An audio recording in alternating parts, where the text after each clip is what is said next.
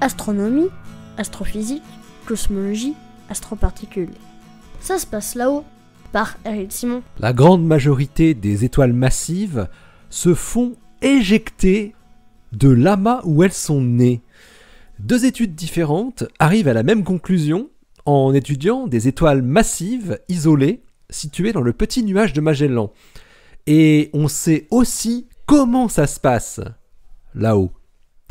Deux études publiées dans The Astrophysical Journal. Les étoiles massives qui se trouvent isolées hors d'amas d'étoiles sont appelées des étoiles de champ. John Dorigo Jones de l'Université du Michigan et ses collaborateurs ont étudié les étoiles de champ massives qui existent dans le petit nuage de Magellan, l'une des deux plus grosses galaxies satellites de notre Voie lactée, dans le but de comprendre comment elles se retrouvent ainsi isolées et indirectement comment elles se sont formées. La formation des amas d'étoiles est aussi important à comprendre pour saisir comment évoluent les galaxies naines, comme le petit nuage de Magellan. C'est environ 25% des étoiles massives qui sont isolées.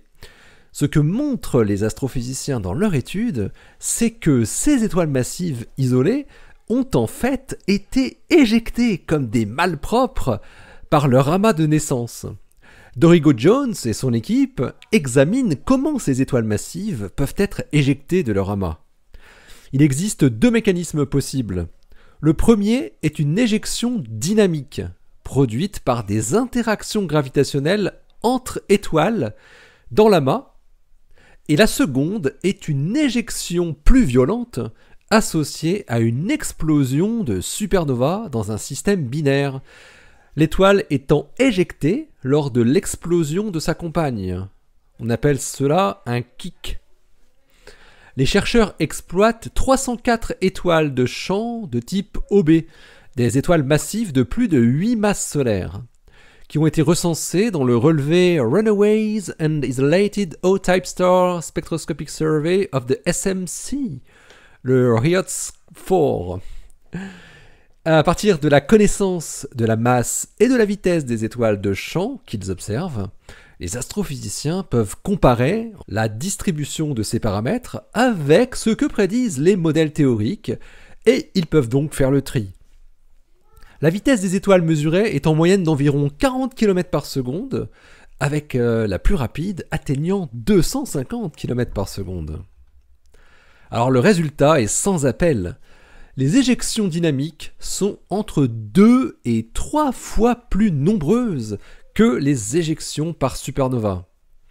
Mais les chercheurs montrent qu'il existe aussi une importante sous-population étonnante qui semble montrer une combinaison des deux mécanismes. Ces étoiles éjectées en deux temps sont pour la première fois caractérisées par l'observation. Cette sous-population d'étoiles, doublement accélérée, a été trouvée parmi les étoiles issues d'éjections par supernova, mais elles étaient un peu trop nombreuses et surtout trop véloces vis-à-vis des prédictions des modèles. Les astrophysiciens pensent donc qu'elles auraient été tout d'abord éjectées en couple par interaction dynamique, puis auraient subi ensuite un kick de supernova, une accélération lors de l'explosion de la compagne. C'est la moitié des étoiles massives éjectées par kick de supernova qui auraient subi auparavant une éjection dynamique dans leur amas, selon Dorigo Jones et ses collaborateurs. Irene Vargas Salazar de l'Université du Michigan, elle aussi, et son équipe, eux, parviennent à la conclusion similaire que la majorité des étoiles de champ massives sont des étoiles fugitives. Ils se sont également focalisés sur le petit nuage de Magellan et avec le même relevé d'étoiles, mais cette fois en recherchant la présence de petits amas d'étoiles autour de 210 étoiles de champ massives.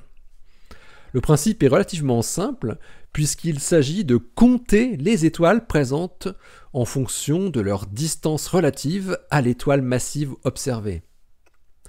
L'algorithme qu'ils ont développé mesure la densité d'étoiles entre l'étoile cible et ses 20 plus proches compagnes. Un amas est ainsi repéré par la densité en étoiles plus importante qu'une référence connue par ailleurs.